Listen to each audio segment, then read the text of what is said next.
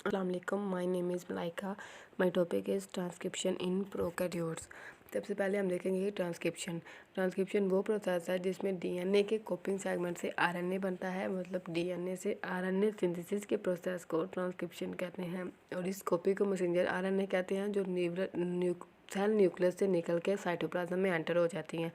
मतलब transcription in prokaryotes है जो वो साइटोप्लाज्म में होती है, जबकि ट्रांसक्रिप्शन इन यूकैरियोट्स ये न्यूक्लियस में होती है। ट्रांसक्रिप्शन इन प्रोकैरियोट्स में हम देखेंगे कि प्रोकैरियोटिक सेल्स कैसे ट्रांसक्रिप्शन करते हैं। अब डीएनए के दो स्ट्रैंड होते हैं, template strand, coding strand. Template strand वो जिसमें आरएनए सिंथेसिस होती है और इसे हम नॉन कोडिंग स्ट्रैंड भी कहते हैं, जबकि कोडिंग स्ट्रैंड वो जिसमें आरएनए की सिंथेसिस नहीं होती और इसे हम सेंस स्ट्रैंड भी कहते हैं। अब ट्रांसक्रिप्शन इन प्रोकैरियोट्स में जो एंजाइम ट्रांसक्रिप्शन में इन्वॉल्व होता है वो आरएनए पॉलीमरेज एंजाइम है, जबकि यूकैरियोट्स में आरएनए पॉलीमरेज नहीं, आरएनए पॉलीमरेज 1, 2 और 3 तीनों एंजाइम होते हैं। लेकिन ट्रांसक्रिप्शन इन प्रोकैरियोट्स में सिर्फ आरएनए पॉलीमरेज एंजाइम है। अब हम देखेंगे कि आरएनए पॉलीमरेज एंजाइम क्या होता है। आरएनए पॉलीमरेज एंजाइम ये कोर एंजाइम है जो डीएनए को ट्रांसक्राइब करता है और इसमें डिफरेंट पॉलीपेप्टाइड सब यूनिट्स होते हैं, अल्फा, बीटा, बीटा डैश और सिग्मा सब यूनिट।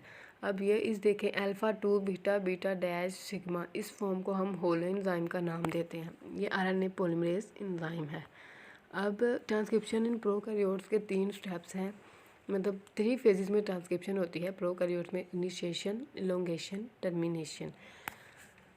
सबसे पहले आता है initiation. It occur when the enzyme RNA polymerase bind to a region of gene. ये तब होती है, अकर होती है जब एंजाइम आरएनए पॉलीमरेज बाइंड हो जाता है रीजन ऑफ जीन के साथ। इसे हम प्रमोटर का नाम देते हैं, जो डीएनए को सिग्नल देता है कि वो अनवाइंड हो और ताकि एंजाइम रीड कर सके बेसिस को डीएनए स्ट्रैंड पे और ये एंजाइम रेडी हो जाए न्यू स्ट्रैंड मैसेंजर आरएनए को बनाने के लिए with complementary sequence of basis के साथ।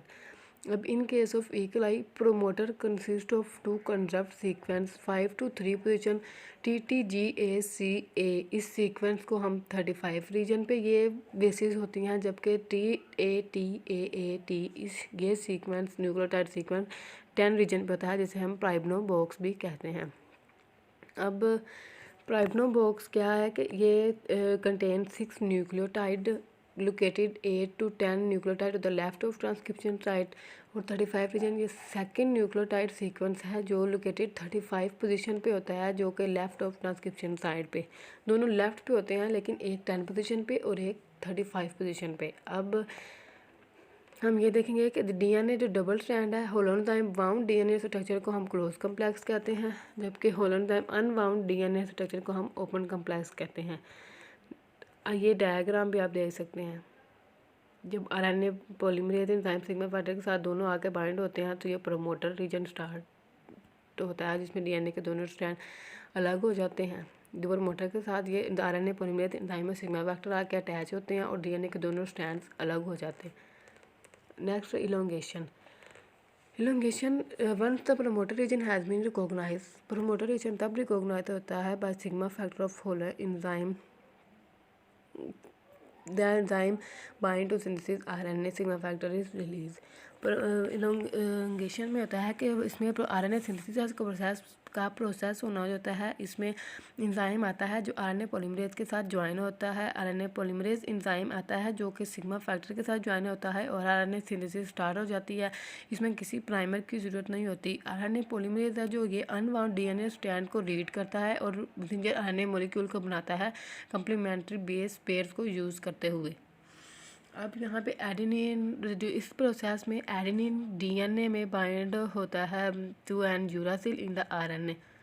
एडेनिन जो होता है वो डीएनए के साथ इन द डीएनए में है बाइंड और to an uracil in RNA. मतलब एडेनिन हमेशा डीएनए में थाइमिन के साथ बाइंड होता है, जबकि आरएनए में आकर यूरासिल के साथ रिप्लेस हो जाता है थाइमिन।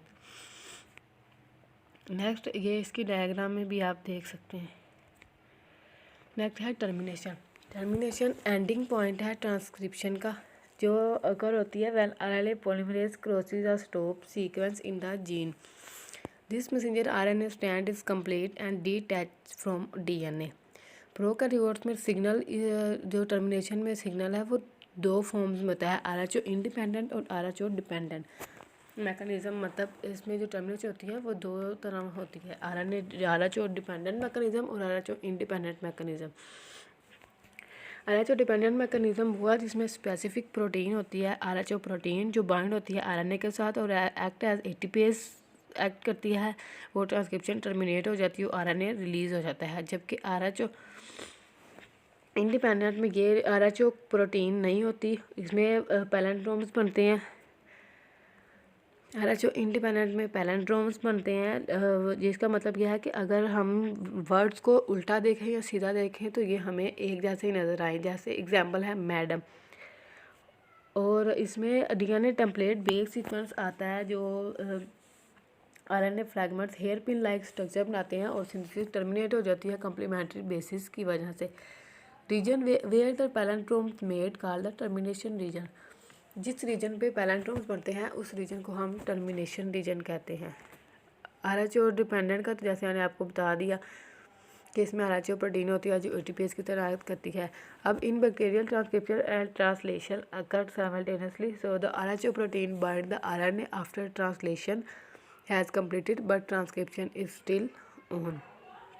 अब इसकी आप देख सकते हैं कि एग्जाम्पल में भी आरएनए रिलीज हो जाता है और आरएनए पॉलीमरेज एंजाइम में के साथ दो मैकेनिज्म होते हैं, आरएचओ प्रोटीन और आरएचओ डिपेंडेंट और rho independent mechanism. Rho dependent mechanism में एक स्पेसिफिक प्रोटीन होती है, आरएचओ प्रोटीन जिसे हम आरएचओ फैक्टर भी कहते हैं।